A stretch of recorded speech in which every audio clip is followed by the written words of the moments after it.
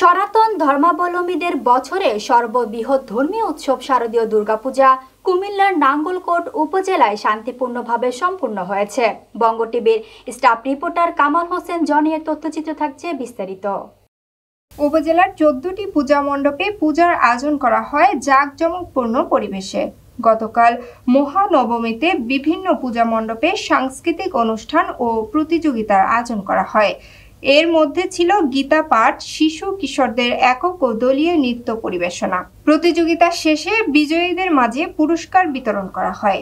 পূজা উপলক্ষে উপজেলার সব কয়টি মণ্ডপ পরিদর্শন করেন সাবেক সংসদ সদস্য আলহাজ আব্দুল গফুর ভূঁইয়া, উপজেলা নির্বাহী অফিসার মোহাম্মদ আলামিন সরকার, উপজেলা সহকারী কমিশনার ও এক্সিকিউটিভ ম্যাজিস্ট্রেট মিল্টন চাকমা, থানা অফিসার ইনচার্জ ফজলুল হক, উপজেলা কৃষি অফিসার মোহাম্মদ উজ্জ্বল হোসেন, উপজেলা পরিবার পরিকল্পনা কর্মকর্তা মোহাম্মদ জাকারিয়া এবং সাবেক চেয়ারম্যান মাজহারুল ইসলাম ছুপো। আইন শৃঙ্খলা বাহিনীর কঠোর নিরাপত্তা ব্যবস্থার মধ্য দিয়ে বৃহস্পতিবার বিকেল 4টায় প্রতিমা বিসর্জনের মধ্য দিয়ে সমাপ্তি ঘটে শারদীয় দুর্গা উৎসবের।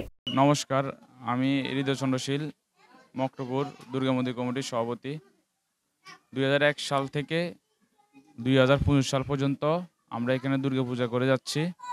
এখন পর্যন্ত আমাদের কোনো সমস্যা হয় নাই এবং আমরা আশাবাদী কোনো সমস্যা হবে না। সবসময় আমাদের এলাকাবাসী সহ প্রশাসন সহ সবাই আমাদেরকে সাপোর্ট দিয়ে যাচ্ছে। তো আমরা আশাবাদী আজকে নবমীর দিনও আমরা সুন্দরভাবে দশমী পর্যন্ত শেষ করতে পারবো। তো আমি আমাদের মন্দির কমিটির পক্ষ থেকে এলাকাবাসী সবাইকে জানাই শারদীয় দুর্গাপূজার শুভেচ্ছা। এ বলে আমি আমার বক্তব্য শেষ করছি। শিক্ষক ছিলেন, ওনারা আমাদেরকে শিক্ষা দিয়েছেন, ওনাদের থেকে অনেক শিক্ষা পেয়েছি। আদব কায়দা, শিষ্টাচার, গুরুজনকে সম্মান করা, এগুলো ওনারা দীক্ষা দিয়েছেন। আর একটা দীক্ষা দিয়েছেন যে জীবনে কর্মের ফল আছে। শেখ হাসিনার কর্মের জন্য আজকে আওয়ামী লীগ বিধ্বস্ত হয়ে গেছে, বিলুপ্ত হয়ে যাওয়ার পথে। আর আমাদের নেত্রী খালেদা জিয়া সব সময় আমাদেরকে আদর্শের কথা বলেছেন। হিন্দু মুসলমান ভাই ভাই এই কথাটা শিখিয়েছেন।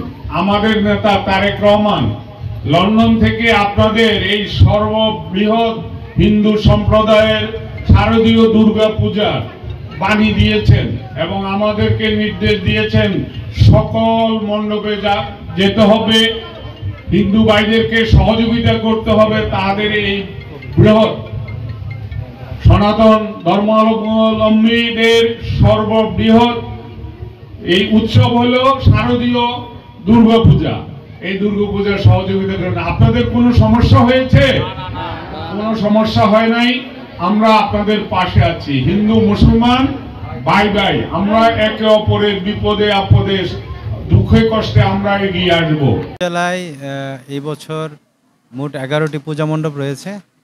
আমরা প্রত্যেকটি পূজা মণ্ডপে আইন শৃঙ্খলা পরিস্থিতি স্বাভাবিক রাখার জন্য এবং হিন্দু ধর্মাবলম্বী সম্প্রদায়ের লোকজন যেন খুব নিরবচ্ছিন্নভাবে শান্তিপূর্ণভাবে এই পূজা উদযাপন করতে পারে, আমরা সমস্ত ব্যবস্থা গ্রহণ করেছি। সেই লক্ষ্যে পুলিশ মোতায়েনের পাশাপাশি প্রত্যেক মণ্ডপে আনসার সদস্য মোতায়েন করা হয়েছে, গ্রাম পুলিশ রয়েছে এবং ইউনিয়ন পরিষদ, প্রত্যেক ইউনিয়ন পরিষদের পক্ষ থেকে যে ইউনিয়ন প্রশাসনিক কর্মকর্তা আছেন তাদেরকে দায়িত্ব অর্পণ করা হয়েছে।